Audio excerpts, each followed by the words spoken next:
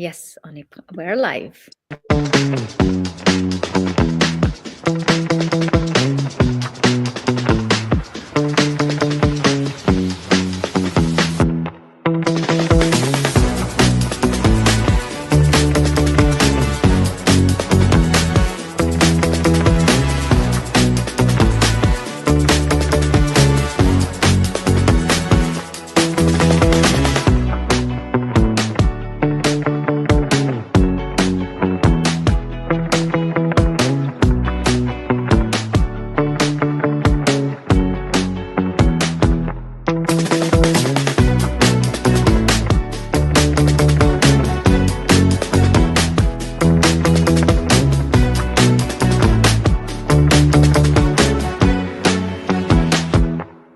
Okay, welcome everyone to a new episode of our leadership series. I have with me a beautiful guest. I'm so honored to have you, Salma Amara, connecting from Tunisia.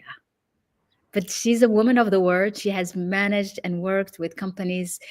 I think together is like more than $500 million, something so impressive. So welcome, my dear. Such an honor to have you this morning. Thank you, Hynd. I'm really honored to be in this circle, and thank you for bringing me here. Wonderful. We have already beautiful ladies coming joining us. Good morning, Alison. Let it connect with us, send us messages. Let's cheer Salma and the incredible work you are doing. So can you share with us your journey? What brought you to become one of the most sought after executive in the large scale businesses? Tell us. That's humbling me, and thank you for that. I climbed the ladder from the bottom, actually. Like I started as project manager, ended as vice president of a big company. So there is no secret but believing and working hard, but smartly as well. Smartly. Tell us more. What does it mean, working smartly? That's a good question. Working smartly means that you understand what are your priorities, what are your values, and you will align to them. Then you afford the effort when it is worth to go and invest. So you know that what are your limits, and you identify them, you go and you work to go beyond them in one direction. You understand what are your limit in terms of what are the boundaries that people cannot step into, or your limit in terms of how much you give for your work. Everything in your environment, what is limiting you from inside and what is limiting you from outside, and I love what the that. direction or the level that you want to achieve, and go for it. Just go for it. Yeah, I love that About because, yeah, yeah, just go for it. go for But it. you need to be aware of what is blocking you inside you from not Correct. getting to levels where you reach. Yes, absolutely. So, what is your? We're going to step into the business world today, and I'm very excited about it. I've been looking forward to this conversation. What separates when you have an ambition vision and the one that can be executable in businesses? You come in with a great idea, a great vision, something so big, but there is a difference between the ones that just remains as vision and dreams and the one that can be executed. The difference is how you operationalize your vision, how you make it operational, and how you make it a step-by-step plan. You know, when we have a list of things to do, we go and do them. Yes. We stall only when we don't know how to start. So thinking about, and we're back to understanding your environment, understanding your constraints. When you understand all this, and then you start to defining what is my first step, what should I start with, and then when you have the first action, the second action, the path will draw itself. I love that.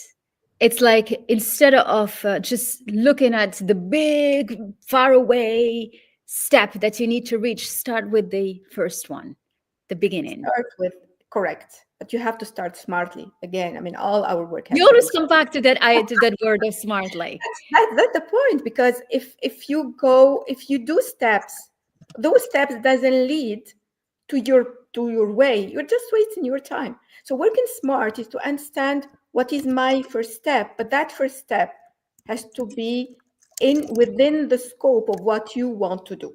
So like pausing, understanding what you want to achieve, what are the conditions that you are going to achieve what you want, Mhm. and then defining your course of action, not your plan. The plan comes after your course of Oh, action. oh, What is this is my very new. Okay, well, this is beautiful because we always confuse them, right? Course of correct? actions and plan two different things. Hmm. Correct. Plan comes after you understand what is your approach. Then you plan, because plan is a list of actions, timelines, resource, and everything. That Yes. comes when you know where you're going to apply in those actions. Mm. Most of the time, we rush to action. Like we build the plan and we start doing tasks and checking boxes. Mm. Okay, we can do that, but nothing guarantees that all these actions will lead to what you want to do if you don't draw the path before. I love that. So it's like we often think that we have a vision, then let's turn it into a plan and we go and do it right away. We have a comment here. Thank you, Anne, for being with us. Aligned actions, yes. So aligned actions, and I think what you're taking it a step further, Salma, is you saying that before even putting the list of actions, you need to know what direction you're taking. And Correct. that's where What your the- genius comes in. and Yeah. what engine will take you there? These are two very important things. Tell us more. What do you mean by what engine takes you there? Let me give you an example. If you're going to the, I don't know, to the grocery in the corner, and you have a cycle and you have a car, Mhm. and you're good with both, maybe you take a cycle better. But you cannot take a cycle to go 100 kilometer for an appointment that you have in the next 2 hours. So the Mm. engine that takes you to your destination, which is your goal, is very, very important. You have to think about it. So when it Before. comes to your company, how will that translate? So the reflection first is assessing all the conditions of the company, the external ones, the internal ones, and most Mhm. of the time we do that when we start the execution planning. Mm. However, we don't measure the unmeasurable things, the invisible things, all the Mm. power dynamics that are there, the talent that you have there, the enablers, the blockers, the culture, Yes. your human resources. All these are elements that will either block your implementation or power it. Mm. If you take them into account, then either you avoid going in a different direction because people will behave with their culture. Mhm. If your strategy is against it and you did not plan how you manage Mhm. that cultural aspects, then you will stop for sure. I love that. It means like really need to take into consideration all facets, and this is, I think, what you have created. You're known for the method that you have developed to help big companies turn around and small companies. Can you tell us how does it work and what is the method about? Okay, so known for that method is a big word. So thank you, thank you, You Hind. at least you're known here in our leadership series, Yeah, and it's correct. I'm smart. known for executing with efficiency. I mean, most of the execution that I did succeed. And that method came out of those patterns that enabled those execution.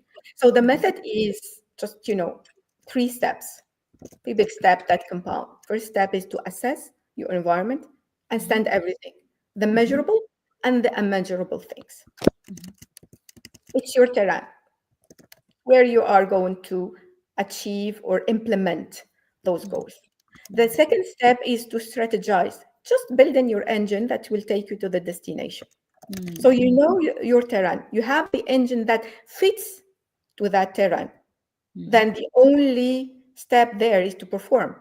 The Mhm. performing is putting the mechanism, just like turning a key in a car, and just going, checking the fuel, checking the environment, and you just perform with rhythm. You perform with fluency, because if we are in the business world, for example, something that looks like obvious, this decision flows. Most of the time we stall because the decision flow is not flowing. Like every decision, correct? Yeah. Every decision gets stuck at a boundary of uh, of a group or of a business layer. So if Mm, the decision flow is not thought to mm, enable the speed that you planned to execute your strategy with, your mm, plan will deviate. mm. And this is all in that first phase. You got to really evaluate and see that and assess that. Understand everything so that when you start performing, the decision path is clear. Mm, Who can take a decision, who have to escalate, and when is clear. mm, Um, who executes a certain thing is clear. How the interconnections mm, between the divisions work. Most of the time, every division is doing great, but the company is not doing great because every division is doing their own objective in some time. And we define a strategy is defined at the high level, right? yes. It has to Yes. be executed at every level of the organization. If, Absolutely. if the translation of those strategic goals is not coherent from a division to another, Mm, then every division will do great and the sum will not do great because divisions will work against each other, not by intention. They are just doing the goals and they are green and everything goes well, but HR would say I need to freeze hiring mm, and I need to freeze salary, so no salary increase this year. And you have a goal that says I need to expand my sales reach. So mhm. if your salespeople are not incentivized, your They sales, won't expand. So you have like we end up having two contradictory goals that just don't match. when you translate Mm, a strategic objective, you may end with two contradicting goals. And mm, strategizing has a very important phase, which is create the alignment. mm. Understand, translate each strategic goal from the Yes. high level to what it means for me sitting on my office. I'm being an engineer or an executor. What that strategic goal means for me in my daily work. How can I contribute? I love that. It's like it's almost translating in everyone's language throughout the organization when it's a big one. What does it mean? Because we don't understand, right? Like you have it at the top tier and then all the rest still don't understand that language. Yeah. That's like, I mean, the strategic plan stays at the level, what I call stays at the level of information. Because you Mm, understand, I mean, everybody in the company knows that we want, for example, to do an international expansion this year. mhm. That's clear. Everybody understands, and we have the communication, a lot Got of it. Yeah. about it. I mean, everybody understands. Mhm. Now, after that workshop or after that big meeting, everybody is back to his office, but he doesn't understand what he does every day that contributes to that Yeah. objective. I really understand, but I don't translate it to my daily work. Yeah. So Yeah. alignment is Mm. translation of that objective, strategic objective, to everybody's language, as you said. I love that. We have a comment here that I'm going to pull up because I want to also ask a question about that, which is, you said assess as the first step, then build the engine. Will that be part of build the engine to turn the key on to deliver? So, would you consider that as part of build the engine, the part that is Correct. strategize? Correct. Alignment is in building the engine. It's making sure that all the mechanisms work Mm, together in harmony. They mm, all push in the same direction. You mm. cannot build an engine like, I mean, you cannot build a car with a wheel going forward and the other one going. No. And I So love the way you put the image because when you think engine, you think like these things that are glued to each other and one turn the other and then the other one turns and it just has to be harmonious, right? And make correct, sense. Yeah. correct. And it Mm, applies to a person. It's not only organizational. As mm, as person, we have goals, and sometimes our daily work mm, doesn't contribute to achieve that goal. Mm. Sometimes our daily work doesn't contribute. Isn't that frustrating if we hear it out loud for the human It resources and the capital? Yeah. it does, but we Yeah. don't figure it out. We don't even think about it, and we don't build awareness of it Mm. because we don't have protected reflection times. And this is where you come to perform. Part of the perform is to Mm. protect two two very important things So just to for everybody following us, so we have this is a method with three steps. The first one is assess.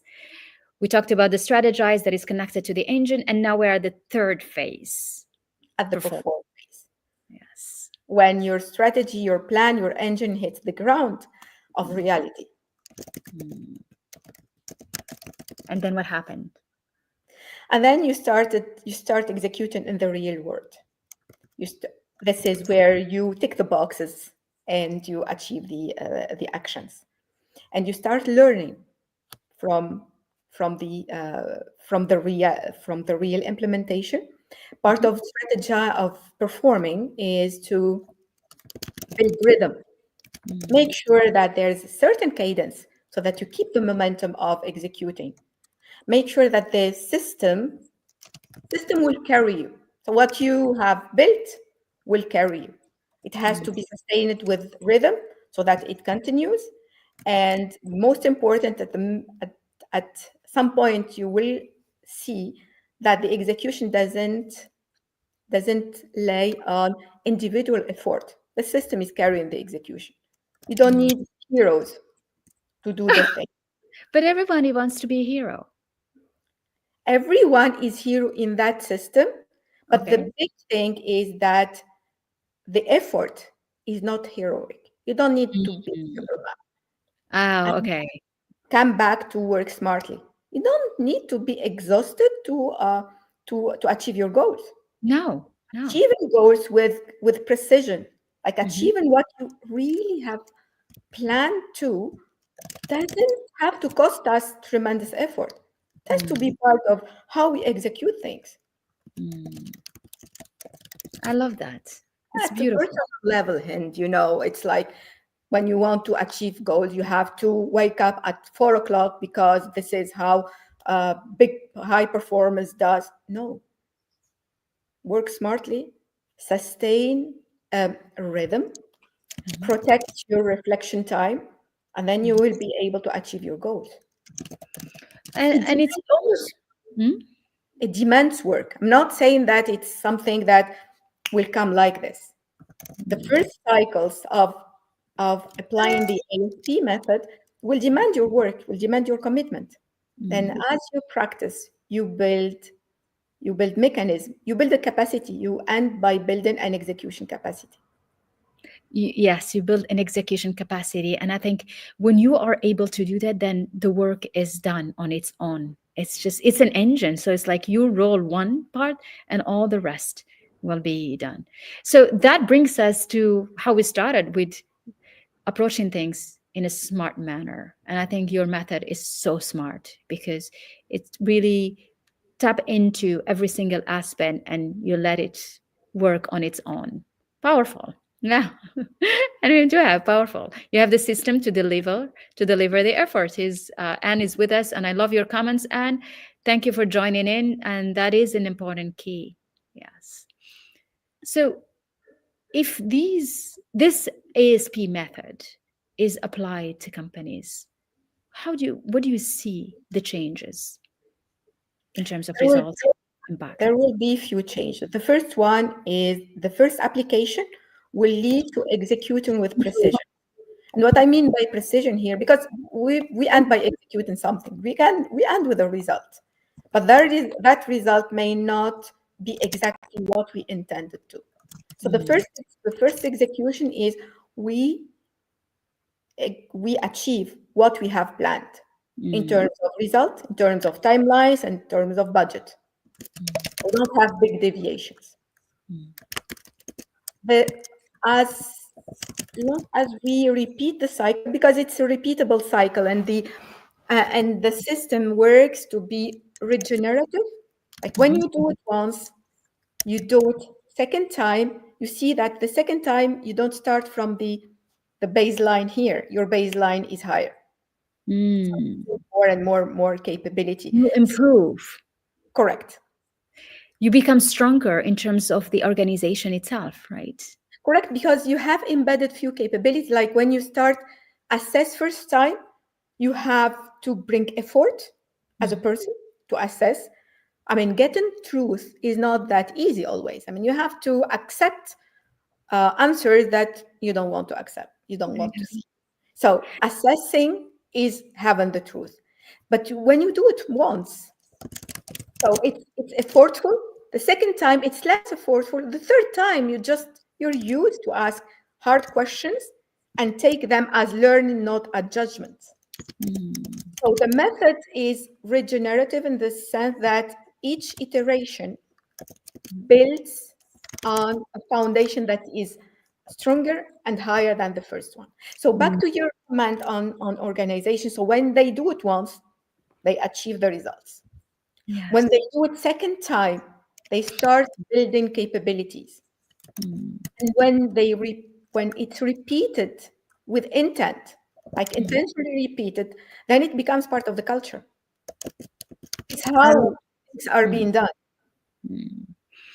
It's this is brilliant. I think this is the most beautiful approach that summarizes this most sophisticated, large scale organizations. Where do you see this applied most? Is there a specific sector that it works more on, or is it across the board? In everything, Hint, I have to admit. So when I started writing the book, Mhm. I started with this business perspective And the because book is coming out soon. Congratulations. We're correct. announcing it here. This is a big, big day. It's coming soon. So everybody stay tuned. You gotta be following Salma Amara for this beautiful work that she is doing. I'm so proud of you. It's incredible. So Thank you. tell us, what does it So apply I for? started building it. I mean, I started writing it as a business book for Mm. business because all the execution that I made are in the business. Then I realized that it applies to everything. And to answer your question, it applies to everything. It applies for us and how we execute our own goals. We have goals. I mean, it goes from I want to lose 10 kilos to I want to be a millionaire to whatever type to I want to run a marathon. Every goal can be achieved through this method because it gives you practical guide Mhm. on how I start, what should I do, and how I can sustain. How I can sustain. And I think that's where the question lies. Like, is how can I sustain it when I get it started? Yeah. Correct. Correct. Absolutely. So it's not just for organization, it's also for any person, right? Anyone. Correct. Me, you, For everybody any watching person. us. Yes. Yeah. What I Absolutely. love about it as well, Hindi, is that when I progressed in it, I saw that it helps as well young people in the first years of their career or just one, the first or the second year. It Mm, helps them answer few questions that will help them to suffer less mm, and to perform, to gain self-confidence. mm. And we all needed that. We wish Correct. sometimes I'm like, I wish I had somebody who just given me some of the guidance so I don't have to go through the challenges and through the hurt and to everything that was so hard on the journey. Yeah. It builds, helps you build resilience. Correct. I mean, it tells basically it tells that achieving goals with precision is Mm, not a gift. Is not something that is for talented people or don't born talented in executing your goal. It's a mm. system thing. It's how you build the system. How you build the system, it is a system. You systemize. It almost Correct. brings like you have a roadmap for yourself, or like a blueprint, or something like that you can always come back to. You're like, oh, Correct. I have a guide. Well, thank you for offering this to the universe, because to your humanity, because we need that. We need to be able to have something in our hand that we can go back to. So, what is the title of your beautiful book? You want to disclose it now? If you want. If you're not ready, let's have everybody follow you and stay tuned because something exciting is going to be announced very soon. And I'll also put it on my Is. page. So, It is, and you touched one word of the book title, the blueprint for execution. It's the so it is a execution. blueprint. It is a blueprint. It is your roadmap. Everybody needs to have this. The person that is for her own journey, the one that decided to open and start an organization or start a company, or even large organizations, so that people can start see how they fit in when the decisions have different language. Yeah. You have a lot of comments here. Congratulations, Selma. Thank you. Another Selma saying the same. It's spiteful. An interesting conversation. Yes, it's beautiful. You are incredible. Um, and congratulations for the incredible work that you do. I think what's amazing is to be able to pack 20 years. We're not going to go more so that we all look so young. More than 20 years. 25 years into a gift that you offer to all of us. And I think this is amazing. Thank you so much for doing this. And thank you so much for being so much, bringing so much insight in the organizations because we don't think it, everything, culture, heritage, human capital, all of Correct. that. Yeah. What have struck you through your experience, but what could be done better to create better environment, better economy, better world? Um, Humility, maybe. Mm, mm, Humility to everything that is around us. Just take the time and understand mm, even what is happening inside mhm, ourselves. mhm, Uh, we can call it self-awareness. We can call it everything. It's to me, it comes down to humility and stand on the fact that this at every time and from everybody we learn. So if we keep our mind open to learning, to accepting, mm, then we build that powerful thing. Because when we learn, and again, I mean, learning for me is not information. mm, Learning is you get an information and you do something with it. If you mm, don't do something with it, mm. that's information. That's not learning. It doesn't. That's lost information almost because you're not Like doing it, anything about it. and you can Yes. put it on the roof. That's fine. Okay, Leave it so on the you book, leave it on the shelf. Yeah. correct. So you can accumulate everything and just put it there. Yeah. It doesn't serve anyone. But you No. take that learning and do something with it. Mm. So get the Absolutely. humility to absorb and use that to change something, to Mm. impact something Yes. in you or in the environment. I Mm. believe this is how we can evolve as people and as society. That's beautiful. So, before letting you go, one last question that ask all of my guests: what does leadership means to you? You're an incredible leader. Your journey is about leadership. It is a celebration to how you can reach high level executions and in large scale companies. So, what does leadership mean? It's it's Let it's it's, it's very very wide, thing.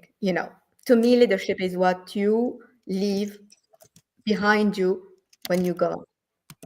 So when Mm, you're gone, what people are able to do, not what they will say about you. It's more about what they are able to achieve mm, because of what you have taught them. mm. I love that. It's the legacy you leave behind you. Correct. It's each capability that you left with people. Mm. That's beautiful. Well, thank you so much. You left it with so much wisdom today. I really appreciate you. You are an incredible leader and you're leaving behind so many things. And printing your method is the gift that you give to all of us. Thank you so much. Thank you for being with us, everyone. Thank you, Salma. Thank you, Hind, and thank you, ladies around the table. Thank you, everyone.